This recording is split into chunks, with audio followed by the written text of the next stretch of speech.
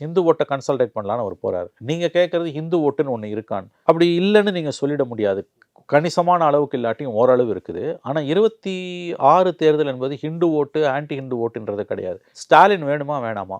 அப்படி வரும்பொழுது மைனாரிட்டீஸ் anti BJP ADMK alliance காரணமா 90% திமுக பக்கம் அணிவகுத்துருவாங்க. 10% தான் டெல்லி டார்லிங்கா இருக்கும். மிச்சம் இருக்கக்கூடிய Hindu votes, majority community votes, அவங்க திமுக வேணான்னு முடிவு பண்ணிட்டாங்கன்னா, உள்ளூர் காரணிகளால, லோக்கல் இஷ்யூஸால, கரப்ஷன், விலைவாசி உயர்வு, கட்சிக்காரன் அட்டகாசம், குடும்ப அரசியல் இதாலெல்லாம் அவங்க வந்து any government will go unpopular day by day. அவங்க இது ஒரு இஷ்யூ இல்ல. நாங்க பிஜேபியை ஏத்துக்கல, ஆர்எஸ்எஸ்ஸை ஏத்துக்கல. எடப்பாடியோட அந்த இந்து சமய அறநிலையத்துறை கோயில் நடத்தலாமான்ற கான்செப்டை கூட நாங்கள் ஏற்றுக்கல. எங்களை பொறுத்தவரைக்கும் கோயில் வந்து ஸ்கூல்ஸ் நடத்தலாம் தான். ஆனால் இது ஒரு காரணத்துக்காக நாங்கள் ஏடிஎம்கே பிஜேபிக்கு ஓட்டு போடாமல் இருக்க மாட்டோம். எங்களுக்கு திமுக ஒழியணும்.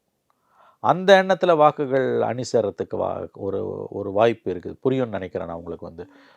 In spite of pro BJP line, ADMK BJP அலையன்ஸுக்கு வாக்காளர்கள் வாக்களிப்பதற்கான ஒரு வாய்ப்பும் இருக்கிறது. ஏன்னா இது நடப்பது ஸ்டாலின் திமுக வேணுமா வேணாமான்றது.